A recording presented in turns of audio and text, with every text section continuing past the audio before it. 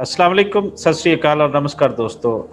Punjab partition ਦੀ series ਦੇ ਹਵਾਲੇ ਦੇ ਨਾਲ ਜਿਹੜੇ ਲੋਕਾਂ ਦੇ ਇੰਟਰਵਿਊ ਕਰ ਰਹੇ ਹਾਂ, ਇਹਨਾਂ ਦੇ ਵਿੱਚ ਖਾਸ ਸ਼ਖਸੀਅਤ ਜਿਹੜੀ ਮੇਰੇ ਦਿਲ, ਮੇਰੇ ਜ਼ੇਨ ਔਰ ਮੇਰੀ ਜਿਹੜੀ ਪੰਜਾਬੀ ਸੋਚ ਹੈ ਉਹਦੇ ਬਹੁਤ ਨੇੜੇ ਹਨ। ਆਪ ਵਸਦੇ ਹਨ ਕੈਨੇਡਾ ਦੇ ਵਿੱਚ, ਔਰ ਕੈਨੇਡਾ ਦੇ ਵਿੱਚ ਜਾ ਕੇ ਵੀ ਗਏ ਚੜ੍ਹਦੇ ਪੰਜਾਬ ਤੋਂ, ਔਰ ਇਹਨਾਂ ਦਾ ਖਾਸ ਲਿੰਕ ਲਹਿੰਦੇ ਪੰਜਾਬ ਸਰਗੋਦਾ ਦੇ ਨਾਲ ਹੈ। ਅਕਸਰ ਸਾਡੀ ਟਾਕ ਹੁੰਦੀ ਰਹਿੰਦੀ ਤਾਂ ਉਹਦੇ ਵਿੱਚ ਸਰਗੋਦਾ ਲਾਜ਼ਮੀ ਆਉਂਦਾ ਹੈ। ਸੋ ਮਿੱਟੀ ਦੀ ਖੁਸ਼ਬੂ ਜਿਹੜੀ ਹੈ ਉਹ ਕੈਨੇਡਾ ਜਾ ਕੇ ਵੀ ਨਹੀਂ ਹੈ ਭੁੱਲੇ।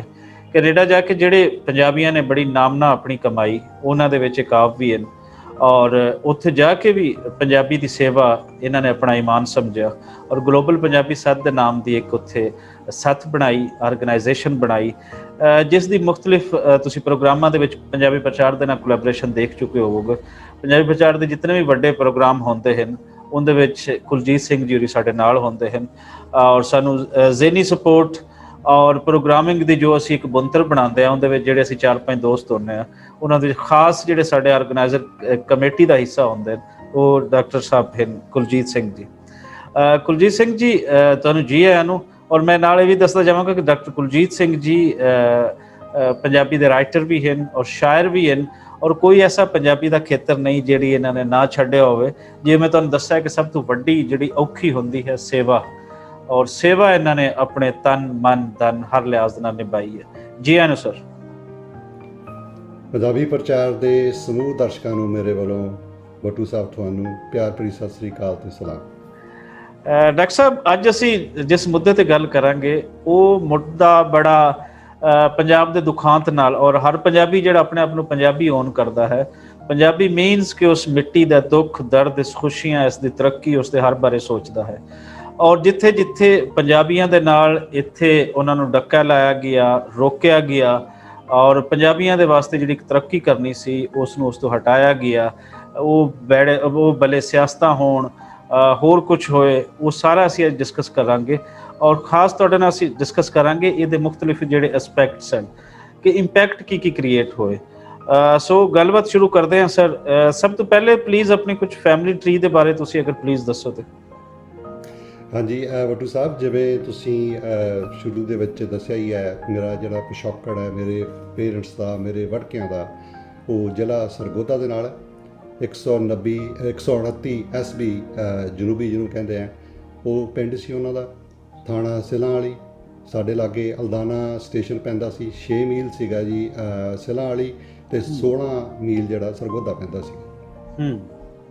ਅਤੇ ਉਦੋਂ ਬਾਅਦ 'ਚ ਜਿਹੜਾ ਪਰਿਵਾਰ ਹੈ 47 ਦੇ ਵਿੱਚ ਹਿਜਰਤ ਕਰਕੇ ਆਪਣੇ ਜੱਦੀ ਪਿੰਡ ਕੂਕੋਵਾਲ, ਅੱਜ ਕੱਲ੍ਹ ਜ਼ਿਲ੍ਹਾ ਹੁਸ਼ਿਆਰਪੁਰ ਪੈਂਦਾ, ਅਤੇ ਉਹਦੀ ਜਿਹੜੀ ਤਹਿਸੀਲ ਹੈ ਗੜਸ਼ੰਕਰ ਹੈ, ਅਤੇ ਥਾਣਾ ਸਾਨੂੰ ਅੱਜ ਕੱਲ੍ਹ ਚੱਬੇਵਾਲ ਪੈ ਰਿਹਾ ਹੈ, ਜਿਹੜਾ ਆਪਣਾ ਪਹਿਲਾਂ ਮਾਲਪੁਰ ਹੁੰਦਾ ਸੀ।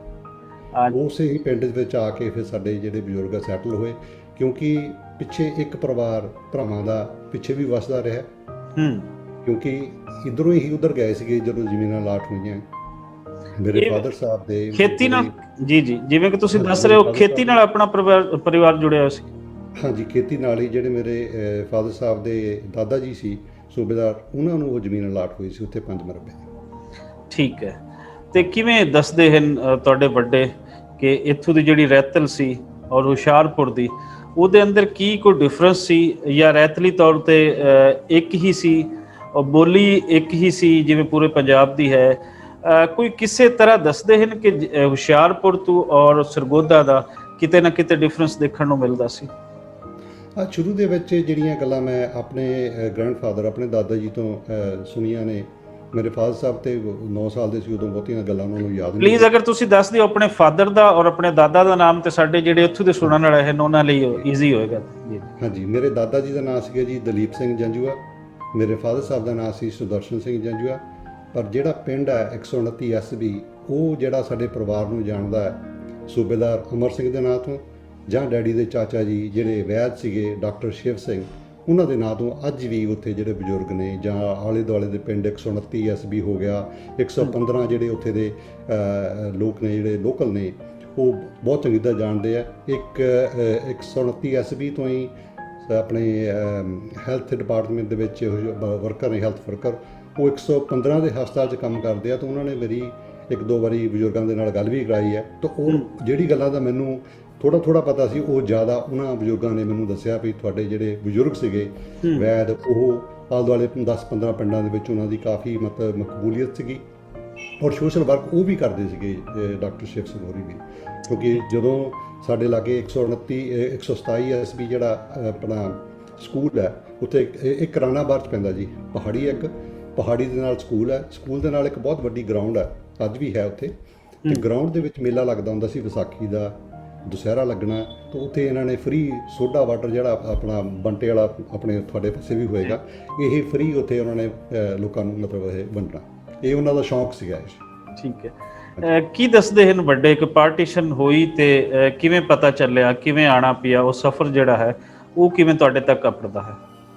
ਬੇਸਿਕਲੀ ਹੋਇਆ ਕਿ ਸਰਗੋਧੇ ਦੇ ਵਿੱਚ, ਕਿਉਂਕਿ ਜਿਹੜੇ ਡੈਡੀ ਦੇ ਗ੍ਰੈਂਡਫਾਦਰ ਸੀਗੇ ਉਹ ਸੂਬੇਦਾਰ ਹੋਣ ਦੇ ਨਾਲ ਜਿਹੜੇ ਡਿਸਪਲਿਨ ਬਹੁਤ ਸੀਗੇ, ਤੁਹਾਨੂੰ ਪਤਾ ਮੇਰੇ ਆਰਮੀ ਵਾਲੇ ਬੰਦੇ ਡਿਸਪਲਿਨ ਬਹੁਤ ਹੁੰਦੇ ਆ, ਉਹਨਾਂ ਕੋਲੇ ਰੇਡੀਓ ਜਾਨੀ ਕਮਿਊਨੀਕੇਸ਼ਨ ਜਿਹੜੀ ਸੀ, ਅਖਬਾਰ ਵੀ ਪਹੁੰਚਦੀ ਹੁੰਦੀ ਸੀ, ਰੇਡੀਓ ਵੀ ਹੁੰਦਾ ਸੀਗਾ, ਉਹ ਭਲੀ ਭਾਂਤ ਜਾਣੂ ਸੀ। ਪਰ ਕਿਉਂਕਿ ਉਸ ਇਲਾਕੇ ਦੇ ਵਿੱਚ ਕੋਈ ਇੱਦਾਂ ਦੀ ਜਿਹੜੀ ਆ ਅਣਸੁਖਾਵੀਂ ਘਟਨਾ ਨਹੀਂ ਹੋਈ ਸੀਗੀ, ਤਾਂ ਉਹ ਆਪਣੇ ਆਪ ਨੂੰ ਮਤਲਬ ਕਹਿੰਦੇ ਸੀ ਵੀ ਇਹ ਹਾਲਾਤ ਸ਼ਾਇਦ ਮਤਲਬ ਸੁਧਰ ਜਾਣਗੇ, ਕੋਈ ਇੱਦਾਂ ਰੌਲਾ ਨਹੀਂ ਹੈ।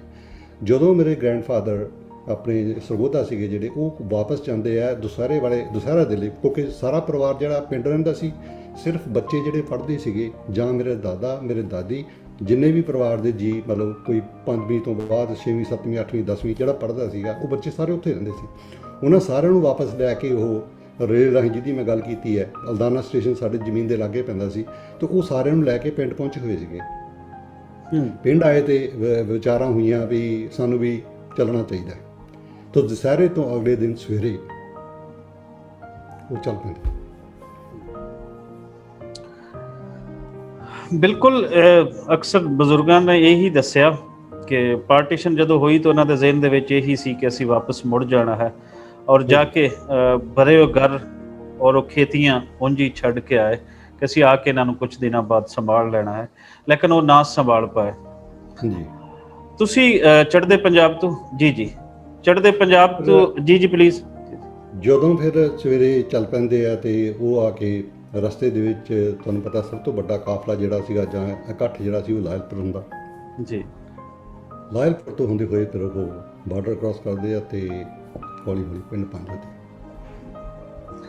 ਜਜੋਆ ਸਾਹਿਬ, ਇੱਕ ਗੱਲ ਜਿਹੜੀ ਅਕਸਰ ਮੈਂ ਵੱਡਿਆਂ ਤੋਂ ਪੁੱਛਦਾ ਹੁੰਦਾ ਵਾਂ, ਔਰ ਉਹਨਾਂ ਦੀ ਅੱਖਾਂ ਦੇ ਵਿੱਚ, ਉਹਨਾਂ ਦੀ ਬਾਡੀ ਦੇ ਵਿੱਚ ਉਹ ਦਿਸ ਰਿਹਾ ਹੁੰਦਾ ਹੈ, ਉਹਨਾਂ ਦੇ ਜਿਹੜੇ ਲਫ਼ਜ਼ ਹੁੰਦੇ ਹਨ ਉਹ ਉਹਨਾਂ ਦੇ ਅੰਦਰੋਂ ਨਿਕਲ ਰਹੇ ਹੁੰਦੇ ਹਨ, ਜਿਵੇਂ ਤੁਹਾਡੇ ਵੀ ਜਿਹੜੀ ਫੀਲ ਹੈ ਉਹ ਮੈਨੂੰ ਉਹੀ ਚੀਜ਼ ਆ ਰਹੀ ਹੈ। ਇਸ ਲਈ ਤੁਹਾਡੀ ਜਿਹੜਾ ਕਨੈਕਸ਼ਨ ਹੈ ਉਹ ਆਪਣੇ ਪੇਰੈਂਟਸ ਨਾਲ, ਉਹਨਾਂ ਦੇ ਨਾਲ ਬਹੁਤ ਜ਼ਿਆਦਾ ਹੈ ਜੀ। ਪਾਰਟੀਸ਼ਨ ਜਿਹੜੀ ਹੈ ਇਹ ਤੇ ਹੋ ਗਈ, ਉਸ ਤੋਂ ਬਾਅਦ ਜਿਹੜੇ ਪਾਰਟੀਸ਼ਨ, ਉਧਰ ਦੇ ਲੋਕ ਇੱਧਰ ਆਏ, ਇੱਧਰ ਦੇ ਲੋਕ ਇੱਧਰ ਚਲੇ ਗਏ, ਇਹਦੇ ਬਹੁਤ ਸਾਰੇ ਇੰਪੈਕਟ ਵੀ ਕ੍ਰੀਏਟ ਹੋਏ ਨੇ, ਅਸੀਂ ਉਹਨਾਂ ਤੇ ਵੀ ਗੱਲਬਾਤ ਕਰਾਂਗੇ। ਲੇਕਿਨ ਮੈਂ ਖਾਸ ਇੱਕ ਜਿਹੜਾ ਤੁਹਾਡੇ ਤੋਂ ਪੁੱਛਣਾ ਚਾਹਾਂਗਾ ਕਿ ਚੜ੍ਹਦੇ ਪੰਜਾਬ ਤੋਂ ਫਿਰ ਤੁਹਾਡੀ ਫੈਮਿਲੀ ਦਾ ਅੱਗੇ ਕੈਨੇਡਾ ਦੇ ਅੰਦਰ ਜਾਣਾ, ਇਹ ਕਿਹੜੇ ਸੰਨ ਦੇ ਵਿੱਚ ਹੁੰਦਾ ਹੈ, ਔਰ ਤੁਹਾਡੀ ਫੈਮਿਲੀ ਪੂਰੀ ਗਈ ਸੀ ਜਾਂ ਤੁਸੀਂ ਇਕੱਲੇ ਫਿਰ ਉੱਥੇ ਗਏ ਸੀ? ਨਹੀਂ, ਇਹ ਕੈਨੇਡਾ ਦੇ ਵਿੱਚ ਤੇ ਮੈਂ ਹੀ ਪਹਿਲਾਂ ਆਇਆ ਜੀ 1992 ਦੇ ਵਿੱਚ, ਸਤੰਬਰ 1992 7 ਸਤੰਬਰ ਨੂੰ ਮੈਂ ਲੈਂਡ ਕਰਦਾ ਇੱਥੇ। ਮੇਰੀ ਵਾਈਫ ਨੇ ਮੈਨੂੰ ਸਪੋਂਸਰ ਕੀਤਾ ਸੀ, ਤੇ ਉਹਦੇ ਜ਼ਰੀਏ ਮੈਂ ਇੱਥੇ ਕੈਨੇਡਾ ਪਹੁੰਚਦਾ। ਤੇ ਫਿਰ ਮੇਰਾ ਪਰਿਵਾਰ, ਮੇਰੇ ਮਾਤਾ ਜੀ ਤੇ ਮੇਰੀਆਂ ਭੈਣਾਂ, ਉਹ 1996 ਦੇ ਵਿੱਚ ਪਹੁੰਚ ਜਾਂਦੇ।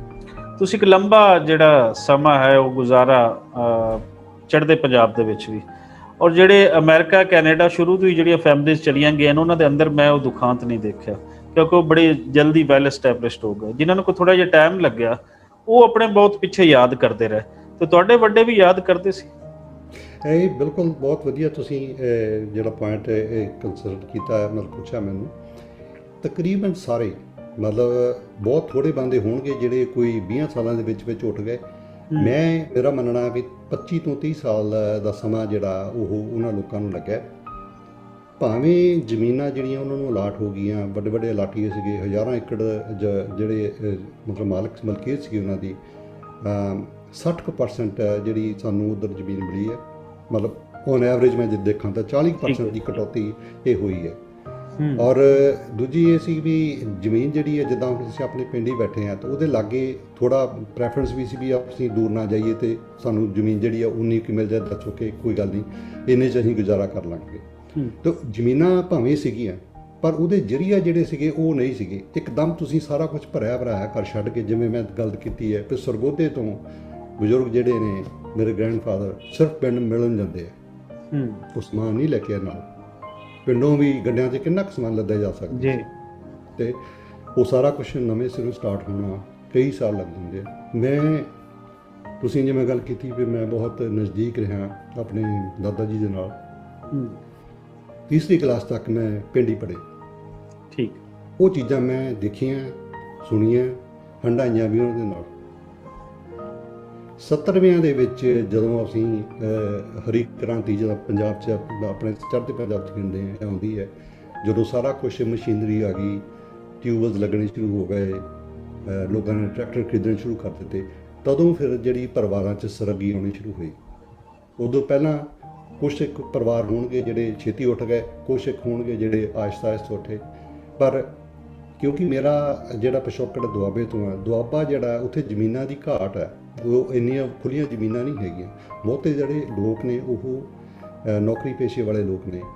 ਕਿਉਂਕਿ ਮੇਰੇ ਦਾਦਾ ਜੀ ਨੇ ਵੀ ਖੇਤੀ ਨਹੀਂ ਸੀ ਕੀਤੀ, ਬਾਕੀ ਭਰਾ ਖੇਤੀ ਕਰਦੇ ਸੀ। ਮੇਰੇ ਫਾਦਰ ਸਾਹਿਬ ਵੀ ਉਸੇ ਲਾਈਨ ਦੇ ਵਿੱਚ ਚੱਲ ਕੇ ਉਹਨਾਂ ਨੇ ਇੰਜੀਨੀਅਰਿੰਗ ਕੀਤੀ ਅੰਮ੍ਰਿਤਸਰ ਤੋਂ, ਅਤੇ ਬਾਅਦ ਵਿੱਚ ਉਹ ਟੈਕਨੀਕਲ ਕਾਲਜ ਸਾਡੇ ਪਾਸੇ ਉਹਨੂੰ ITI ਕਹਿੰਦੇ ਆ, ਇੰਡਸਟਰੀਅਲ ਟ੍ਰੇਨਿੰਗ ਇੰਸਟੀਚਿਊਟ, ਉਹਨਾਂ ਦੇ ਵਿੱਚ ਉਹ ਪ੍ਰਿੰਸੀਪਲ ਜਿਹੜੇ ਤਾਇਨਾਤ ਹੋਏ। ਕੁਲਜੀਤ ਸਾਹਿਬ, ਜਿਵੇਂ ਕਿ ਇਹ ਤੁਹਾਨੂੰ ਵੀ ਇਸ ਨੂੰ ਬਹੁਤ ਅੱਛੇ ਤਰੀਕੇ ਨਾਲ ਜਾਣਦੇ ਹੋ, ਹੋਰ ਦੋਸਤਾਂ ਤੋਂ ਵੀ ਪਤਾ ਚੱਲਦਾ ਹੈ ਕਿ ਜਿਹੜੇ ਇੱਥੋਂ ਉੱਥੇ ਉੱਠ ਕੇ ਗਏ, ਖਾਸ ਕਰ ਜਿਹੜੇ ਜ਼ਮੀਨੀ ਦੇ ਨਾਲ ਜੁੜੇ ਹੋਏ ਸਨ, ਖੇਤੀ ਨਾਲ ਜੁੜੇ ਹੋਏ ਸੀ, ਉਹਨਾਂ ਦੀ ਜ਼ਮੀਨਾਂ ਦੀ ਅਲਾਟਮੈਂਟ ਪੂਰੀ ਨਹੀਂ ਹੋਈ, ਬੜੀ ਘੱਟ ਹੁੰਦੀ ਹੈ। ਇਹਦੀ ਕੀ ਵਜ੍ਹਾ ਹੈ ਕਿ ਇੱਥੋਂ ਆਬਾਦੀ ਦਾ ਜਿਹੜਾ ਵੱਡਾ ਪੋਰਸ਼ਨ ਸੀ, ਕੋਈ ਅਸੀਂ ਲਾ ਲਈਏ 45% ਆਬਾਦੀ ਜਿਹੜੀ ਸੀ, ਉਹਦਾ ਅਚਾਨਕ ਜਿਹੜਾ ਇੱਥੋਂ ਨਿਕਾਲ ਹੁੰਦਾ ਹੈ, ਉਹਦੀ ਮਾਈਗ੍ਰੇਸ਼ਨ ਹੁੰਦੀ ਹੈ, ਔਰ ਉੱਧਰ ਕਿਆ ਜ਼ਮੀਨਾਂ ਘੱਟ ਸੀ ਜਾਂ ਕਿ ਉਹਦੇ 'ਤੇ ਕੋਈ ਕਾਬਜ਼ ਘਰਾਣੇ ਜਿਹੜੇ ਸਨ ਉਹ ਜ਼ਿਆਦਾ ਹੋਏ, ਔਰ ਜਿਹੜੇ ਆਮ ਛੋਟੇ ਜ਼ਿਮੀਂਦਾਰ ਸੀ ਫਿਰ ਉਹਨਾਂ ਦੇ ਜਿਹੜੇ ਹੱਕ ਸੀ ਉਹ ਮਾਰੇ ਗਏ ਔਰ ਉਹਨਾਂ ਦੀ ਜ਼ਮੀਨਾਂ ਉਹਨਾਂ ਨੂੰ ਘੱਟ ਮਿਲੀਆਂ, ਜਾਂ ਕੋਈ ਹੋਰ ਵਜ੍ਹਾ? ਦੋ ਚੀਜ਼ਾਂ ਤੁਸੀਂ ਜਿਹੜੀਆਂ ਮਤਲਬ ਮੈਂਸ਼ਨ ਕੀਤੀਆਂ, ਉਹ ਬਿਲਕੁਲ ਦੋ ਉਹ ਚੀਜ਼ਾਂ ਨੇ। ਇੱਕ ਤਾਂ ਏਡਾ ਵੱਡਾ ਜਿਹੜਾ ਇਕੱਠ ਹੈ, ਮਤਲਬ ਪਾਪੂਲੇਸ਼ਨ ਦਾ ਇੱਕਦਮ ਉੱਧਰ ਸ਼ਿਫਟ ਕਰ ਜਾਣਾ ਔਰ ਜ਼ਮੀਨਾਂ ਦੀ ਘਾਟ ਹੋਣੀ, ਬਿਲਕੁਲ ਸਹੀ ਗੱਲ ਹੈ। ਕਿਉਂਕਿ ਲਹਿੰਦੇ ਪੰਜਾਬ ਵਾਲੇ ਪਾਸੇ ਜਿਵੇਂ ਮੈਂ ਕਿਹਾ 1000 ਏਕੜ ਜ਼ਮੀਨ ਜਿਹੜੀ ਆਬਾਦ ਹੋਈ, ਭਾਈ ਸਾਡੇ ਬਜ਼ੁਰਗਾਂ ਦੇ ਮਤਲਬ ਜਿੰਨੇ ਵੀ ਉਹ ਸੂਬੇਦਾਰਾਂ ਦਾ ਪਿੰਡ ਸੀ, 13 ਸੂਬੇਦਾਰ ਸਨ ਉੱਥੇ, ਉਹ ਪਿੰਡ ਸਾਰੇ ਦਾ ਸਾਰਾ ਜਿਹੜਾ ਉਹ ਅਲਾਟਮੈਂਟ ਸੀਗੀ। ਠੀਕ ਹੈ, ਹੁਣ ਜਦੋਂ ਵਾਪਸ ਜਾਂਦੇ ਆ ਉਨੀ ਉਹ ਜ਼ਮੀਨ ਨਹੀਂ ਸੀ। ਦੁਆਬੇ ਦੇ ਵਿੱਚ ਪਹਿਲਾਂ ਹੀ ਜ਼ਮੀਨ ਘੱਟ ਸੀਗੀ। ਜੇ ਅਸੀਂ ਗਿਣੀਏ ਜਿਹੜੇ ਕੁਛ ਏਰੀਏ ਨੇ ਹਰਿਆਣੇ ਦੇ ਵਿੱਚ ਲੋਕਾਂ ਕੋਲ ਜ਼ਮੀਨਾਂ, ਸਾਡੇ ਜਿਹੜੇ ਇੱਧਰੋਂ ਗਏ ਨੇ ਆਪਣੇ ਲਹਿੰਦੇ ਤੋਂ ਚੜ੍ਹਦੇ ਵਾਲੇ ਪਾਸੇ, ਉਹਨਾਂ ਕੋਲ ਜ਼ਿਆਦਾ ਕਿਉਂ ਸੀਗੀਆਂ? ਕਿਉਂਕਿ ਉੱਥੇ ਪਹਿਲੇ ਹੀ ਜਿਹੜੇ ਵਸਿੰਦੇ ਸੀਗੇ ਮੁਸਲਿਮ ਪਰਿਵਾਰ, ਜਿਹੜੇ ਖੇਤੀ ਕਾਸ਼ਤ ਨਾਲ ਜਿਹੜੇ ਜੁੜੇ ਹੋਏ ਸੀਗੇ, ਉਹਨਾਂ ਕੋਲ ਜ਼ਮੀਨਾਂ ਜ਼ਿਆਦਾ ਸੀਗੀਆਂ, ਔਰ ਵੈਸੇ ਵੀ ਲੋਕਾਂ ਨੇ ਜਾ ਕੇ ਖਰੀਦ ਕੇ ਕਾਫੀ ਉਹਨਾਂ ਦੇ ਵੱਡੇ ਵੱਡੇ ਖਾਤੇ ਉਹਨਾਂ ਨੇ ਬਣਾ ਲਏ। ਸੋ ਜ਼ਮੀਨਾਂ ਦੀ ਘਾਟ ਸੀ ਬਿਲਕੁਲ। ਔਰ ਦੂਜੀ ਗੱਲ ਜਿਹੜੀ ਤੁਸੀਂ ਕਹੀ ਹੈ ਵੀ ਕਈ ਲੋਕਾਂ ਨੇ ਜਿਹੜੀ ਜ਼ਮੀਨ ਉਹਨੂੰ ਪੇਪਰਾਂ ਦੀ ਘਾਟ ਹੋਣ ਕਰਕੇ ਉਹ ਅਲਾਟਮੈਂਟ ਹੀ ਨਹੀਂ ਹੋਈ, ਉਹ ਇੱਧਰ ਜ਼ਮੀਨ ਜਿਹੜੀ ਸੀਗੀ ਉਹ ਜ਼ਮੀਨ ਮਿਲੀ ਹੋਈ ਨਹੀਂ, ਜਾਂ ਮਿਲੀ ਥੋੜ੍ਹੀ ਘੱਟ ਮਿਲੀ। ਹਾਂਜੀ, ਇੱਕ ਇਸ਼ੂ ਤੇ ਰਿਹਾ ਨਾ ਕਿ ਆਮ ਬੰਦਾ ਤੇ ਉਸ ਨੂੰ ਉਸ ਵੇਲੇ ਸੋਚ ਹੀ ਨਹੀਂ ਸੀ ਕਿ ਮੈਂ ਹੁਣ ਜ਼ਮੀਨ ਦੇ ਜਿਹੜੇ ਕਾਗਜ਼ ਪੱਤਰ ਨੇ ਵੀ ਨਾਲ ਚੁੱਕ ਕੇ ਲਿਜਾਣੇ ਨੇ ਜਾਂ ਮੈਂ ਕੀ ਕਰਨਾ, ਤੇ ਵਾਪਸੀ ਫਿਰ ਹੋਈ ਨਹੀਂ ਲੋਕਾਂ ਦੀ। ਤੇ ਜਿਹੜੇ ਵੱਡੇ ਲੋਕ ਸਨ ਉਹਨਾਂ ਨੇ ਤਾਂ ਆਪਣੇ ਰਿਲੇਸ਼ਨਸ ਦੇ, ਆਪਣੇ ਤਲਕਾਤ ਦੇ ਬਿਨਾਂ ਤੇ ਸਾਰਾ ਕੁਝ ਕਰ ਲਿਆ, ਲੇਕਿਨ ਜਿਹੜੇ ਮਿਡਲ ਕਲਾਸ ਸੀ ਔਰ ਬਾਕੀ ਆਮ ਗਰੀਬ ਬੰਦੇ ਸਨ, ਉਹ ਵਿਚਾਰੇ ਦੇ ਵਿੱਚ ਉਹਨਾਂ ਦਾ ਬਹੁਤ ਜ਼ਿਆਦਾ ਇਫੈਕਟ ਹੋਇਆ। ਅੱਛਾ, ਇਹਦੇ ਦੌਰਾਨ ਅਗਰ ਅਸੀਂ ਦੇਖਦੇ ਹਾਂ, ਅਸੀਂ ਬਹੁਤ ਜ਼ਿਆਦਾ ਕੁਲਜੀਤ ਸਾਹਿਬ ਮੇਲਸ ਨੂੰ ਡਿਸਕਸ ਕਰਦੇ ਹਾਂ, ਲੇਕਿਨ ਪੰਜਾਬ ਦੀ ਔਰਤ ਜਿਹੜੀ ਹੈ, ਮੇਰੇ ਦੇਖਣ ਦੇ ਵਿੱਚ ਉਸਨੇ ਮੇਲ ਤੋਂ ਕਿ ਵੀ ਕਿਤੇ ਵੱਧ ਉਸਨੇ ਇਸ ਦਾ ਦੁੱਖ ਸਹਿਆ ਹੈ। ਔਰ ਉਹਦਾ ਅਗਰ ਅਸੀਂ ਦੇਖੀਏ ਤੇ ਉਹ ਜਿਹੜਾ ਇੱਕ ਪਾਰਟੀਸ਼ਨ ਵਾਪਰਦੀ ਹੈ 1947 ਦੇ ਵਿੱਚ, ਉਹ ਜਿਹੜੀਆਂ ਕੁਛ ਔਰਤਾਂ ਉੱਧਰ ਰਹਿ ਗਈਆਂ ਸੀ, ਜੋ ਇੱਧਰ ਰਹਿ ਗਈਆਂ, ਜਿਹੜੀਆਂ ਮਾਰ ਧਾੜ ਦੇ ਵਿੱਚ ਕੁਛ ਦੂਜੇ ਲੋਕਾਂ ਦੇ ਹੱਥ ਆਈਆਂ, ਤੇ ਉਹਨਾਂ ਦੇ ਨਾ ਚਾਹੁੰਦੇ ਹੋਇਆਂ ਵੀ ਉਹਨਾਂ ਦੇ ਘਰਾਂ ਦੇ ਵਿੱਚ ਉਹ ਰਹੀਆਂ। ਫਿਰ ਇਹ ਲਿਆਕਤ ਨਹਿਰੂ ਪੈਕਟ ਤੋਂ ਬਾਅਦ ਫਿਰ ਉਹਨਾਂ ਨੂੰ ਦੁਬਾਰਾ ਜਾਣਾ ਪਿਆ, ਤੇ ਉਹਨਾਂ ਦਾ ਦੁਖਾਂਤ ਫਿਰ ਇੱਕ ਐਸੀ ਚੀਜ਼ ਅਗਰ ਇਹ ਵੀ ਦੇਖੀਏ ਤੇ ਮੇਲਸ ਦੇ ਸਾਹਮਣੇ ਸਿਰਫ ਉਹਦੇ ਸਾਹਮਣੇ ਸੀ ਕਿ ਮੇਰੀ ਇਕਨੋਮਿਕ ਪੋਜੀਸ਼ਨ ਜਿਹੜੀ ਉਹ ਹਰਟ ਹੋ ਰਹੀ ਹੈ ਔਰ ਮੈਂ ਮਾਰਿਆ ਨਾ ਜਾਵਾਂ, ਦੋ ਚੀਜ਼ਾਂ ਸਨ। ਤੇ ਜਿਹੜੀ ਔਰਤ ਸੀ ਪੰਜਾਬ ਦੀ, ਉਹਦੇ ਸਾਹਮਣੇ ਤੇ ਇਹ ਵੀ ਸੀ ਕਿ ਮੇਰੇ ਨਾਲ ਅਗਰ ਐਸਾ ਕੁਝ ਹੋ ਗਿਆ ਤੇ ਪੂਰੇ ਖਾਨਦਾਨ ਦੀ ਇੱਜ਼ਤ ਜਿਹੜੀ ਹੈ ਉਹ ਉਹਦਾ ਮੈਂ ਨਿਸ਼ਾਨਾ ਬਣ ਜਾਣਾ ਕਿ ਮੇਰੀ ਵਜ੍ਹਾ ਤੋਂ ਖਾਨਦਾਨ ਦੀ ਇੱਜ਼ਤ ਡੁੱਬੀ। ਤੇ ਇਸ ਨੂੰ ਤੁਸੀਂ ਵੀ ਬੜਾ ਕਲੋਜ਼ ਆਪਣੀ ਫੈਮਿਲੀ ਦੇ, ਔਰ ਜ਼ਾਹਿਰ ਜੀ ਗੱਲ ਹੈ ਆਪਣੀ ਦਾਦਾ ਦਾਦੀ ਦੇ ਰਹੇ ਹੋ, ਕੀ ਤੁਸੀਂ ਜਾਣਿਆ ਦਾਦੀ ਤੋਂ? ਕਿਉਂਕਿ ਜਿਹੜੇ ਤੁਹਾਡੇ ਜਿਹੇ ਲੋਕ ਹੁੰਦੇ ਨੇ ਇਹ ਆਪਣੀ ਦਾਦੀਆਂ ਦੀਆਂ ਨਾਨੀਆਂ ਦੀਆਂ ਸਹੇਲੀਆਂ ਵੀ ਹੁੰਦੇ ਨੇ, ਇਹ ਉਹਨਾਂ ਦੇ ਨਾਲ ਉਹਨਾਂ ਤੋਂ ਸਾਰਾ ਕੁਝ ਸੁਣਦੇ ਵੀ ਹਨ। ਤੁਹਾਡੀ ਤਬੀਅਤ ਐਸੀ ਹੈ ਔਰ ਤੁਹਾਡੇ ਨਾਲ ਗੱਲਬਾਤ ਵੀ ਹੁੰਦੀ ਰਹਿੰਦੀ, ਤੇ ਕੁਝ ਪਤਾ ਚੱਲਦਾ ਰਹਿੰਦਾ। ਇਹਦੇ ਤੇ ਕੁਝ ਪਲੀਜ਼ ਚਾਨਣ ਪਾਓ। ਇਹ ਬਿਲਕੁਲ ਬਹੁਤ ਸੋਹਣਾ ਕੁਐਸਚਨ ਹੈ ਜੀ। ਔਰਤਾਂ ਜਿਹੜੀਆਂ ਇਹ ਜ਼ਿਆਦਾ ਅਫੈਕਟ ਹੋਈਆਂ ਇਸ ਸਾਰੇ ਦੂਜੇ ਦੁੱਖਾਂ ਦੇ ਵਿੱਚ। ਬਹੁਤ ਸਾਰੀਆਂ ਔਰਤਾਂ ਜਿਹੜੀਆਂ ਸਿੱਖ ਪਰਿਵਾਰਾਂ ਦੀਆਂ ਜਿਹੜੀਆਂ ਉਹ ਖੂਹਾਂ ਦੇ ਵਿੱਚ ਛਾਲਾਂ ਮਾਰ ਕੇ ਉਹਨਾਂ ਨੇ ਆਪਣੀਆਂ ਜ਼ਿੰਦਗੀਆਂ ਤਬਾਹ ਕਰ ਲਈਆਂ, ਜ਼ਿੰਦਗੀ ਤੋਂ ਹੱਥ ਹੋ ਗਏ। ਕਿਉਂ? ਜਿਹੜੀ ਤੁਸੀਂ ਗੱਲ ਕੀਤੀ ਹੈ ਵੀ ਉਹ ਪਰਿਵਾਰ ਦੀ ਜਿਹੜੀ ਇੱਜ਼ਤ ਹੈ ਉਹ ਬਰਕਰਾਰ ਰਹੇ। ਜਿਹੜੇ ਕੁਛ ਅਬਡਕਟ ਹੋ ਗਈਆਂ ਜਾਂ ਉੱਧਰ ਰਹਿ ਗਈਆਂ, ਉਹ ਉਹਨਾਂ ਨੇ ਸ਼ਾਦੀਆਂ ਕਰ ਲਈਆਂ। ਇਵੇਂ ਜਿਹੜੀਆਂ ਇੱਧਰ ਮਤਲਬ ਮੁਸਲਿਮ ਔਰਤਾਂ ਜਿਹੜੀਆਂ ਉਹਨਾਂ ਨੇ ਸ਼ਾਦੀਆਂ ਕਰ ਲਈਆਂ। ਇਹ 47 ਤੋਂ ਬਾਅਦ 1950 ਦੇ ਵਿੱਚ ਇਹ 3 ਸਾਲ ਬਾਅਦ ਇਹ ਜਿਹੜਾ ਪੈਕਟ ਸਾਈਨ ਹੁੰਦਾ ਹੈ, ਤਾਂ 3 ਸਾਲ ਦੇ ਵਿੱਚ ਬਹੁਤ ਸਾਰੀਆਂ ਔਰਤਾਂ ਜਿਹੜੀਆਂ ਉਹ ਮਾਵਾਂ ਵੀ ਬਣ ਗਈਆਂ ਜੀ। ਫਿਰ ਜਦੋਂ ਦੋਨੇ ਪਾਸੇ ਪੈਕਟ ਸਾਈਨ ਹੋ ਜਾਂਦਾ ਵੀ ਜਿਨ੍ਹਾਂ ਨੇ ਜਾਣਾ ਵਾਪਸ ਜਾ ਸਕਦੇ ਆ। ਭਾਈ ਕੁਛ ਜਿਹੜੇ ਲਹਿੰਦੇ ਵਾਲੇ ਪਾਸਿਓਂ ਜਿਹੜੇ ਮੁਸਲਿਮ ਪਰਿਵਾਰ ਸੀਗੇ ਉਹ ਆਪਣੀਆਂ ਭੈਣਾਂ ਮਾਵਾਂ ਨੂੰ ਲੱਭਣ ਆਏ। ਜੇ ਉਹਨਾਂ ਨੂੰ ਮਤਲਬ ਭੈਣਾਂ ਲੱਭ ਗਈਆਂ ਤਾਂ ਉਹ ਭੈਣਾਂ ਨੂੰ ਨਾਲ ਲੈ ਗਏ।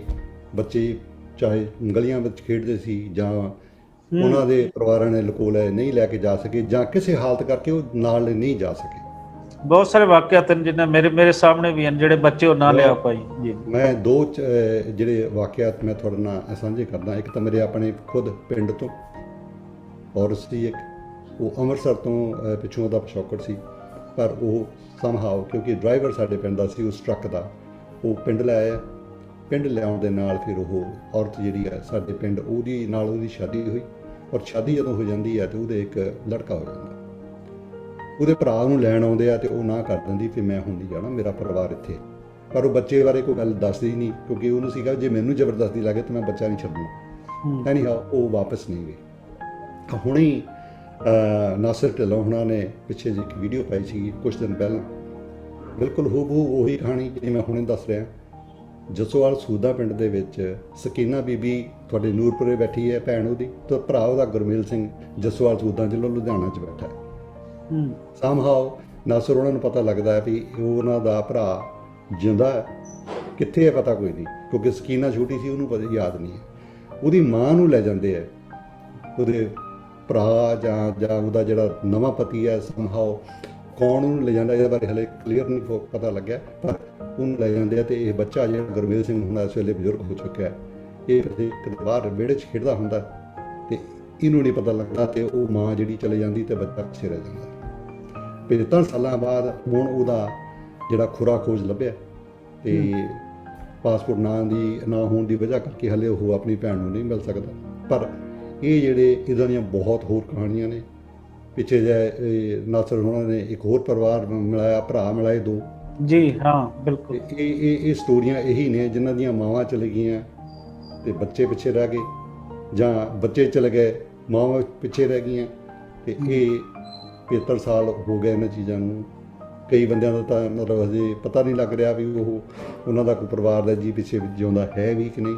ਪਰ ਅੱਜ ਦੇ ਯੁੱਗ ਜਿਹੜਾ ਤੁਸੀਂ ਲੋਕ ਜਿਹੜੇ ਉੱਧਰ ਪੰਜਾਬੀ ਦੀ ਸੇਵਾ ਕਰ ਰਹੇ ਹੋ ਔਰ ਪਾਰਟੀਸ਼ਨ ਦੇ ਹਵਾਲੇ ਦੇ ਨਾਲ ਇੰਟਰਵਿਊਜ਼ ਕਰ ਰਹੇ ਹੋ, ਇਹ ਬਹੁਤ ਵਧੀਆ ਉਪਰਾਲਾ ਹੈ ਮੇਰਾ ਮੰਨਣਾ ਹੈ। ਕਿਉਂਕਿ ਦੇਖੋ ਹੁਣ 2009 ਤੋਂ ਮੈਂ 10 ਜਿਹੜੇ ਦੋਸਤ ਨੇ ਪਾਕਿਸਤਾਨ ਦੇ ਵਿੱਚ ਲਹਿੰਦੇ ਪੰਜਾਬ ਦੇ ਜਿਹੜੇ ਇਸ ਜੁੜਤ ਨਾਲ ਜੁੜੇ ਹੋਏ ਆ, ਉਹਨਾਂ ਦੇ ਨਾਲ ਮੇਰਾ ਰਾਬਤਾ ਰਹਿੰਦਾ ਅਤੇ ਕਿਤੇ ਨਾ ਕਿਤੇ ਕੁਛ ਨਾ ਕੁਛ ਸੂਹ ਮਿਲਦੀ ਰਹਿੰਦੀ ਹੈ। ਖਾਸ ਤੌਰ 'ਤੇ ਮੈਂ ਆਪਣੇ ਭਾਈਜਾਨ ਤਾਰਿਕ ਗੁੱਜਰ ਦਾ ਜ਼ਿਕਰ ਜ਼ਰੂਰ ਕਰਾਂਗਾ ਜੀ। ਤਾਰਿਕ ਗੁੱਜਰ ਦੇ ਨਾਲ ਮੇਰੀ ਸਾਂਝ 2009 ਤੋਂ ਹੈ ਅਤੇ ਉਹਨਾਂ ਨੇ ਬਹੁਤ ਸਾਰੀ ਇਨਫੋਰਮੇਸ਼ਨ ਮੇਰੀ ਨਿਸ਼ਾਨਦੇਹੀ 'ਤੇ ਸਾਡੇ ਪਿੰਡ ਉੱਤੇ 129 ਜਨੂਬੀ ਦੇ ਵਿੱਚ ਜਾ ਕੇ ਉਹ ਸਾਰਾ ਪਤਾ ਕੀਤਾ। ਜੋ ਮੈਂ ਦੱਸਿਆ ਉਹ ਹੂਬਹੂ ਉਸੇ ਤਰੀਕੇ ਦੇ ਨਾਲ ਉੱਥੇ ਅੱਜ ਵੀ ਪਿਆ।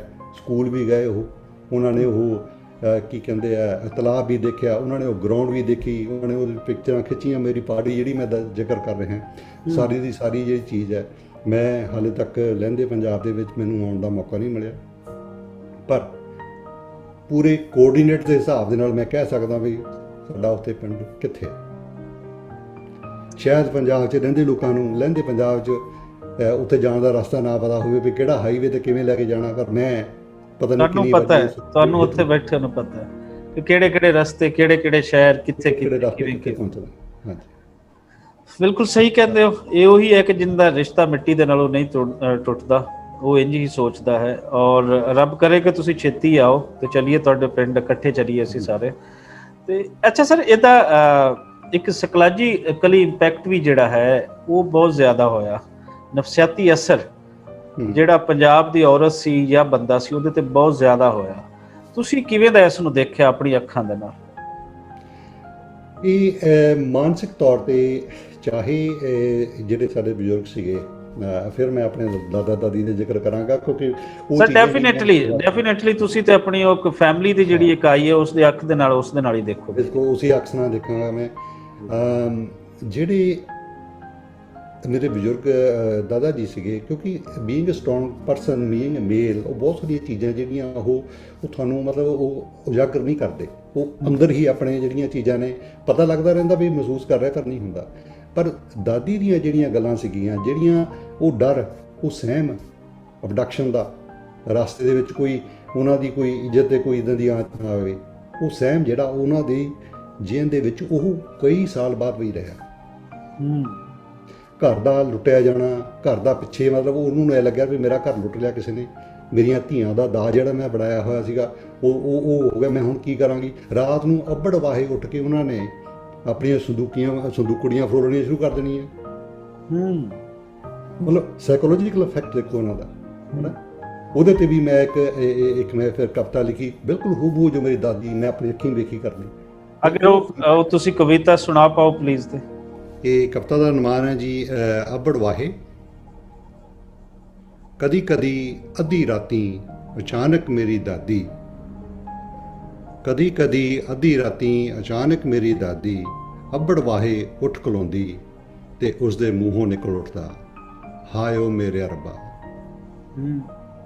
ਉਹ ਮੇਰਾ ਕੋਕਿਆਂ ਵਾਲਾ ਸੰਦੂਕ, ਮੋਰਾਂ ਵਾਲੀਆਂ ਦਰੀਆਂ, ਬੰਬਲਾਂ ਵਾਲੇ ਖੇਸ, ਬੂਟੀਆਂ ਵਾਲੇ ਸਰਾਣੇ, ਹਾਏ ਓ ਮੇਰੇ ਡਾਢਿਆ ਰੱਬਾ। ਮੇਰਾ ਧੀਆਂ ਲਈ ਜੋੜਿਆ ਦਾਜ ਸੜ ਸਵਾਹ ਹੋ ਰਿਹਾ। ਉਹ ਮੰਜੇ ਤੋਂ ਉਤਰਦੀ, ਇੱਧਰ ਉੱਧਰ ਹੱਥ ਮਾਰਨ ਲੱਗਦੀ ਜਿਵੇਂ ਟੋੜ ਰਹੀ ਹੋਏ ਕੁਝ, ਤੇ ਪਾਰੋਂ ਆਇਆ ਇੰਨੇ ਚਿਰਾਂ ਬਾਅਦ ਹੁਣ ਵੀ ਮਹਿਲ ਵਰਗੇ ਆਪਣੇ ਘਰ ਚੋਂ ਲੱਭਣ ਲੱਗ ਪੈਂਦੀ ਉਹ ਆਪਣੀ ਕੋਠੜੀ, ਜਿਹਦੇ ਵਿੱਚ ਪਿਆ ਹੈ ਉਹਦੀ ਜਵਾਨੀ ਦਾ ਜਿਉਂਦਾ ਜਾਗਦਾ ਚੇਤਾ। ਵਾਹ ਵਾਹ ਵਾਹ ਵਾਹ ਵਾਹ ਵਾਹ। ਜਿਹਦੇ ਵਿੱਚ ਪਿਆ ਹੈ ਉਹਦੀ ਜਵਾਨੀ ਦਾ, ਜਿਹਦੇ ਵਿੱਚ ਪਿਆ ਹੈ ਉਹਦੀ ਜਵਾਨੀ ਦਾ ਜਿਉਂਦਾ ਜਾਗਦਾ ਚੇਤਾ। ਵਾਹ ਵਾਹ ਵਾਹ ਵਾਹ, ਬਹੁਤ ਅੱਛੇ ਕੁਲਜੀਤ ਸਾਹਿਬ, ਬਹੁਤ ਅੱਛੇ ਜੀ।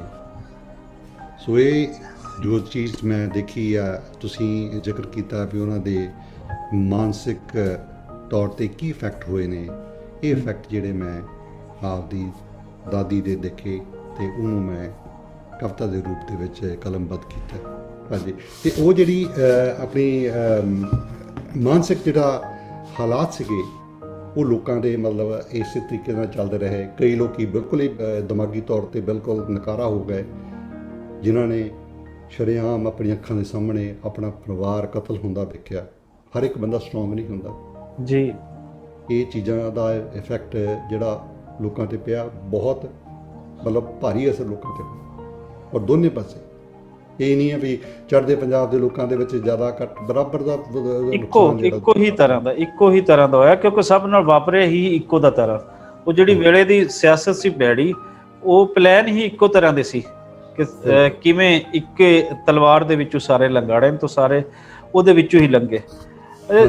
ਜੰਜੋਤ ਸਾਹਿਬ, ਅਗਰ ਅਸੀਂ ਇਹ ਦੇਖੀਏ ਕਿ ਇਤਨੇ ਇਨਸਾਨਾਂ ਦਾ ਕਤਲ ਕਰਤਾ ਜਾਣਾ, 1 ਮਿਲੀਅਨ ਤੋਂ ਉੱਪਰ ਲੋਕਾਂ ਦਾ, ਔਰ ਕੋਈ 10 ਮਿਲੀਅਨ ਦੇ ਕਰੀਬ ਲੋਕਾਂ ਦਾ ਉਹਨਾਂ ਦਾ ਘਰ-ਬਾਰ ਛੱਡ ਕੇ ਇੱਧਰ ਉੱਧਰ ਜਾਣਾ, ਇਹ ਆਪਣੀ ਥਾਂ ਇੱਕ ਬਹੁਤ ਵੱਡੀ ਦੁਖਾਂਤ ਦੀ ਗੱਲ ਹੈ। ਲੇਕਿਨ ਬੀਇੰਗ ਪੰਜਾਬੀ ਸਨ, ਜਦੋਂ ਪੰਜਾਬੀ ਨੇਸ਼ਨ ਦਾ ਸਾਨੂੰ ਸੋਚਣਾ ਪੈਂਦਾ ਤੇ ਇਹ ਵੀ ਦੇਖਣਾ ਪੈਂਦਾ ਕਿ ਦੁਨੀਆ ਦੇ ਵਿੱਚ ਅਸੀਂ ਕਿੰਨੀ ਤਰੱਕੀ ਕੀਤੀ ਹੈ। ਭਲੇ ਅਸੀਂ ਵੰਡੇ ਹੋਏ ਹਾਂ, ਉਹ ਚੜ੍ਹਦਾ ਪੰਜਾਬ ਹੋਵੇ, ਲਹਿੰਦਾ ਹੋਵੇ, ਬਾਕੀ ਪੰਜਾਬੀ ਡਾਇਸਪੋਰਾ ਹੋਵੇ, ਅੱਜ ਵੀ ਇਹ ਫੀਲ ਹੈ ਕਿ ਅਸੀਂ ਪੰਜਾਬੀ ਹਾਂ। ਜਿੱਥੇ ਵੀ ਕੋਈ ਬੈਠਾ ਹੋਵੇ, ਤੁਹਾਡਾ ਮੇਰਾ ਕਨੈਕਸ਼ਨ ਵੀ ਪੰਜਾਬੀਅਤ ਦਾ ਹੈ। ਸੋ ਅਸੀਂ ਸਾਡਾ ਇੱਕ ਦੂਜੇ ਦੇ ਨੇੜੇ ਆਉਣਾ ਵੀ ਪੰਜਾਬੀਅਤ ਦਾ ਕਰਕੇ ਹੈ। ਜਿਹੜਾ ਪੰਜਾਬੀਆਂ ਦੀ ਤਰੱਕੀ ਜਿਹੜੀ ਸੀ, ਜਿਹੜੀ ਬਹੁਤ ਇੱਕ ਸ਼ਾਈਨਿੰਗ ਪੰਜਾਬ ਜਿਹੜਾ ਪਿੱਛੇ ਚੱਲਿਆ ਆ ਰਹੀ ਸੀ, ਔਰ ਇਹਦੇ ਤੇ ਗੋਰਾ ਵੀ ਉਹਦੀ ਖਾਸ ਉਹਦੀ ਅੱਖ ਸੀ ਔਰ ਇਹ ਤੋਂ ਬਹੁਤ ਜ਼ਿਆਦਾ ਪੈਦਾਵਾਰ ਚੁੱਕਦਾ ਸੀ ਔਰ ਜਾ ਕੇ ਆਪਣਾ ਪਿੱਛੇ ਉਹ ਆਪਣੇ ਸਾਰੇ ਮਹਿਲ ਉਸਾਰਦੇ ਸਨ, ਆਪਣੇ ਕੌਮ ਦੀ ਬਿਹਤਰ ਹਾਲਤ ਕਰਦੇ ਸਨ। ਉਸ ਪੰਜਾਬ ਦੇ ਅੱਗੇ ਡੱਕਾ ਕਿਵੇਂ ਲਾਇਆ ਜਾਂਦਾ ਹੈ? ਪਾਰਟੀਸ਼ਨ ਕਰਵਾ ਕੇ ਪੰਜਾਬੀਆਂ ਦੇ ਨਾਲ, ਜਿਹੜਾ ਪੰਜਾਬੀ ਇੱਕ ਦਿਨ ਰਾਤ ਮਿਹਨਤ ਕਰ ਰਿਹਾ ਸੀ, ਉਸ ਤੋਂ ਬਾਅਦ ਉਹਦੇ ਨਾਲ ਸਾਰੇ ਉਹ ਵਾਪਰਦੇ ਨੇ, ਉਹਦੇ 'ਚ ਖੌਫ ਦੀ ਇੱਕ ਕੈਫੀਅਤ ਪੈਦਾ ਕੀਤੀ ਜਾਂਦੀ ਹੈ, ਡਰ ਪੈਦਾ ਹੁੰਦਾ ਹੈ ਔਰ ਉਸ ਤੋਂ ਬਾਅਦ ਉਹਨੂੰ ਕੁਝ ਕਰਨ ਦੇ ਰਸਤੇ ਨਹੀਂ ਮਿਲਦੇ ਔਰ ਉਹ ਡੌਰ ਬਾਰ ਹੋ ਕੇ ਬਹਿ ਪੈਂਦਾ ਹੈ ਕਿ ਮੇਰੇ ਨਾਲ ਹੋਇਆ ਕੀ। ਉਹੀ ਜਿਵੇਂ ਮੈਂ ਪਹਿਲਾਂ ਕਿਹਾ ਵੀ 20 ਸਾਲ ਤੋਂ ਲੈ ਕੇ 25 ਸਾਲ ਦਾ ਵਕਫਾ ਜਿਹੜਾ ਉਹ ਮੋਸਟਲੀ ਜਿਹੜੀਆਂ ਫੈਮਿਲੀ ਨੇ ਉਹ ਆਪਣੀ ਜਿਹੜੀ ਉਹਦੀ ਤਰੱਕੀ ਸੀਗੀ ਉਹ ਬਿਲਕੁਲ ਰੁਕ ਗਈ। ਉਹ ਤਰੱਕੀ ਕਿਵੇਂ ਰੁਕੀ? ਕਿਉਂਕਿ ਜ਼ਮੀਨਾਂ ਭਾਵੇਂ ਸੀਗੀਆਂ ਪਰ ਉਹਨਾਂ ਨੂੰ ਆਬਾਦ ਕਰਨਾ ਦੁਆਰਾ, ਉਹਨਾਂ ਨੂੰ ਉਹਦੀ ਫਸਲਵਾੜੀ ਉਗਾਉਣੀ, ਉਹਨੇ ਔਜ਼ਾਰ ਨਹੀਂ ਕੋਲ, ਉਹਨਾਂ ਕੋਲੇ ਪੈਸਾ ਨਹੀਂ ਹੈ ਵੀ ਆਪਣਾ ਖੇਤੀ ਦੇ ਲਈ ਬਲਦ ਖਰੀਦੇ ਜਾ ਸਕਣ, ਕੋਈ ਹੋਰ ਸੰਦ ਸੰਦੌੜਾ ਖਰੀਦਿਆ ਜਾ ਸਕੇ। ਉਹ ਸਾਰਾ ਕੰਮ ਪਿੱਛੇ ਪੈ ਗਿਆ। ਕੰਮ ਕਰਨਗੇ, ਪੈਸੇ ਆਉਣਗੇ ਤਾਂ ਹੀ ਉਹ ਅੱਗੇ ਜਾ ਕੇ ਜਿਹੜੀ ਕੋਈ ਮਸ਼ੀਨਰੀ ਖਰੀਦ ਸਕਣਗੇ। ਫਿਰ ਜਿੱਦਾਂ ਮੈਂ ਕਿਹਾ ਵੀ 70ਵੇਂ ਦੇ ਵਿੱਚ ਜਦੋਂ ਹਰੀ ਕ੍ਰਾਂਤੀ ਆਉਂਦੀ ਹੈ ਤੇ ਜੋ ਉਹਨਾਂ ਨੂੰ ਕੁਝ ਸਬਸਿਡੀਜ਼ ਮਿਲਦੀਆਂ ਸਰਕਾਰਾਂ ਤੋਂ, ਤੇ ਉਹ ਲੋਕੀ ਟਰੈਕਟਰਸ ਲੈਂਦੇ ਆ ਜਾਂ ਸਰਕਾਰਾਂ ਟਿਊਬਵੈਲਸ ਲਾਉਂਦੀਆਂ ਤੇ ਉਹਨਾਂ ਨੂੰ ਮਤਲਬ ਉਸ ਪਾਸੇ ਬਾਰੇ ਖੇਤੀ ਦੇ, ਜਿਹੜੇ ਮੈਂ ਖੇਤੀ ਦੀ ਗੱਲ ਕਰਦਾ ਕਿਉਂਕਿ ਮੈਜੋਰਟੀ ਆਪਣੇ ਲੋਕ ਖੇਤੀ ਨਾਲ ਦੇ ਨਾਲ ਹੀ ਜੁੜੇ ਹੋਏ ਸੀ, ਜਾਂ ਜਿਹੜੇ ਪਰਿਵਾਰਾਂ ਦੀਆਂ ਪੜ੍ਹਾਈ ਕਰਨ ਤੋਂ ਬਾਅਦ ਇਮੀਡੀਏਟਲੀ ਜੌਬਸ ਲੱਗ ਗਈਆਂ ਤਾਂ ਉਹਨਾਂ ਕੋਲ 4 ਪੈਸੇ ਆ ਗਏ, ਪਰਿਵਾਰ ਇਕੱਠੇ ਰਹਿੰਦੇ ਸੀਗੇ, ਉਹ ਛੇਤੀ ਉੱਠ ਗਏ। ਸੋ ਉਹ ਸਾਰੇ ਦਾ ਸਾਰਾ ਜਿਹੜਾ ਉਹ 25-30 ਸਾਲ ਦਾ ਵਕਫਾ ਜਿਹੜਾ ਉਹ ਜਿਹੜੀ ਪੰਜਾਬ ਦੀ ਤਰੱਕੀ ਜਿਹੜੀ ਉਹ ਪਿੱਛੇ ਪੈ ਗਈ। ਇੱਕ ਹੋਰ ਅਗਰ ਅਸੀਂ ਐਸਪੈਕਟ ਤੋਂ ਦੇਖੀਏ ਤੇ ਪੋਲੀਟੀਕਲੀ ਪੰਜਾਬ ਬਹੁਤ ਜ਼ਿਆਦਾ ਅੱਗੇ ਸੀ। ਅਸੀਂ ਕਾਂਗਰਸ ਦੇਖੀਏ, ਉਸ ਵੇਲੇ ਦੀ ਯੂਨੀਅਨਿਸਟ ਪਾਰਟੀ ਤੇ ਹੈ ਹੀ ਪੰਜਾਬ ਦੀ ਸੀ। ਗਦਰ ਮੂਵਮੈਂਟ ਦੇਖੀਏ ਜਾਂ ਬਾਕੀ ਮੂਵਮੈਂਟ ਜਿਤਨੀਆਂ ਵੀ ਹਨ ਹਿੰਦੁਸਤਾਨ ਦੇ ਵਿੱਚ ਇਸ ਤੋਂ ਪਹਿਲੇ ਦੀਆਂ, ਉਹਦੇ ਵਿੱਚ ਪੰਜਾਬੀ ਅੱਗੇ ਸੀ। ਲੇਕਿਨ ਉਸ ਤੋਂ ਬਾਅਦ ਪੰਜਾਬ ਵੰਡ ਦਿੱਤਾ ਜਾਂਦਾ ਹੈ ਔਰ ਉਸ ਤੋਂ ਬਾਅਦ ਖਾਸ ਕਰ ਚੜ੍ਹਦੇ ਪੰਜਾਬ ਦੇ ਅੰਦਰ ਵੰਡੇ ਪੰਜਾਬ ਤੋਂ ਬਾਅਦ ਉੱਥੋਂ ਦੀ ਸਟਰਗਲ ਅੱਜ ਵੀ ਜਾਰੀ ਹੈ। ਭਲੇ 1966 ਦੇ ਵਿੱਚ ਪੰਜਾਬੀ ਸੂਬਾ ਲੈ ਲਿਆ ਜਾਂਦਾ ਹੈ, ਲੇਕਿਨ ਉਸ ਤੋਂ ਪਹਿਲੇ ਔਰ ਬਾਅਦ ਦੇ ਵਿੱਚ ਜਿਹੜਾ 84 ਵਾਪਰਦਾ ਹੈ ਉਹ ਇੱਕ ਨਵੀਂ ਕਿਸਮ ਦੀ, ਤੁਸੀਂ ਕਹਿ ਲਓ ਕਿ ਉਹ 47 ਹੀ ਸੀ। ਔਰ ਉਹਦੇ ਵਿੱਚ ਦੁਖਾਂਤ ਬਾਜ਼ ਦੋਸਤ ਇਹ ਵੀ ਆਖਦੇ ਨੇ ਕਿ ਉਹ ਦੁਬਾਰਾ ਤੋਂ 47 ਹੀ ਸਾਡੇ ਵਾਸਤੇ ਸੀ। ਸਿਆਸੀ ਤੌਰ ਤੇ ਜਿਹੜਾ ਹੈ ਉਹ ਕਿਵੇਂ ਪੰਜਾਬੀਆਂ ਤੇ ਇਫੈਕਟ ਹੋਇਆ ਇਸ ਦਾ? ਪੰਜਾਬੀ ਜਿਹੜੇ ਲਹਿੰਦੇ ਪੰਜਾਬ ਦੇ ਵਿੱਚ, ਮੈਂ ਸਮੂਹ ਪੰਜਾਬ ਦੀ ਗੱਲ ਕਰਦਾ, ਸਾਂਝੇ ਪੰਜਾਬ ਦੀ ਗੱਲ ਕਰਦਾ। ਪੰਜਾਬੀ ਜਿਹੜੀ ਸਿਆਸਤ ਸੀ ਯੂਨੀਅਨਿਸਟ ਪਾਰਟੀ ਦੇ ਥਰੂ ਕਾਫੀ ਐਡਵਾਂਸ ਸੀਗੀ। ਉਹ ਲੋਕ ਜਿਹੜੇ ਆ ਪੰਜਾਬ ਦੇ ਮਿਨਿਸਟਰਸ ਸਿੱਖ ਵੀ ਸੀ, ਮੁਸਲਮਾਨ ਵੀ ਸੀ, ਸਾਂਝੇ ਪੰਜਾਬ ਦੇ ਵਿੱਚ ਬੜੇ ਵਧੀਆ ਤਰੀਕੇ ਦੇ ਨਾਲ ਰਹਿੰਦੇ ਸੀਗੇ ਔਰ ਆਪਣਾ ਯੋਗਦਾਨ ਜਿਹੜਾ ਤਰੱਕੀ ਦੇ ਵਿੱਚ ਪਾ ਰਹੇ ਸੀਗੇ। ਜਦੋਂ ਪਾਰਟੀਸ਼ਨ ਹੋ ਜਾਂਦੀ ਹੈ ਤੇ ਮੈਜੋਰਟੀ ਜਿਹੜੀ ਮੁਸਲਿਮ ਉਹ ਲਹਿੰਦੇ ਪੰਜਾਬ 'ਚ ਰਹਿ ਜਾਂਦੀ ਤੇ ਸਿੱਖ ਜਿਹੜੇ ਹਿਜਰਤ ਕਰਕੇ ਚੜ੍ਹਦੇ ਪੰਜਾਬ ਵਾਲੇ ਪਾਸੇ ਆ ਜਾਂਦੇ ਆ। ਹੁਣ ਜਦੋਂ ਪੰਜਾਬ ਦੇ ਵਿੱਚ ਆਉਂਦੇ ਆ, ਸਿਆਸਤ ਜਿਹੜੀ ਆ ਉਹ ਇੱਕ ਮੋੜ ਕੱਟਦੀ ਹੈ। ਕੁਛ ਪਰਿਵਾਰ ਜਿਹੜੇ ਲਹਿੰਦੇ ਪੰਜਾਬ ਵਾਲੇ ਪਾਸੇ ਤੋਂ ਸਟਰੋਂਗ ਸੀਗੇ, ਜਿਨ੍ਹਾਂ ਦੀ ਕੀ ਕਹਿੰਦੇ ਆ ਸਰਗੀ ਸੀ ਪਰਿਵਾਰਾਂ ਦੇ ਵਿੱਚ, ਵੱਡੇ ਪਰਿਵਾਰ ਸੀਗੇ, ਉਹ ਤਾਂ ਤਕਰੀਬਨ ਫਿਰ ਉੱਠ ਗਏ ਛੇਤੀ, ਮਤਲਬ ਉਹ ਦੂਜੇ ਪਾਸੇ ਚਲੇ ਜਾਂਦੇ ਆ।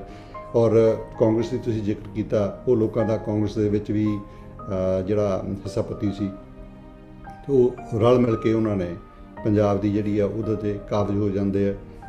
ਮੀਡੀਓਕਰਸ, ਜਿਹੜਾ ਆਮ ਬੰਦਾ, ਉਹਨੂੰ ਤਾਂ ਮਰੂਟੀ ਦੀ ਪਈ ਹੋਈ ਹੈ, ਉਹਨੂੰ ਉਸ ਬਾਰੇ ਪਤਾ ਹੀ ਨਹੀਂ ਹੈ ਵੀ ਸਿਆਸਤ ਕੀ ਕਰਨੀ ਹੈ ਅਤੇ ਕਿੱਥੇ ਜਾਣਾ, ਠੀਕ ਹੈ।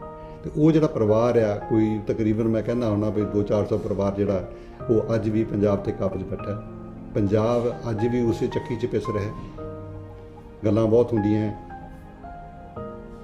ਪੰਜਾਬ ਤਰੱਕੀ ਚਾਹੁੰਦਾ, ਜਿਵੇਂ ਕਹਾਵਤ ਆ, ਪੰਜਾਬ ਨੂੰ ਨਿਤ ਮੁਹਿੰਮਾਂ ਜੰਮਦੇ, ਪੰਜਾਬੀ ਜੰਮਿਆਂ ਨੂੰ ਨਿਤ ਮੁਹਿੰਮਾਂ।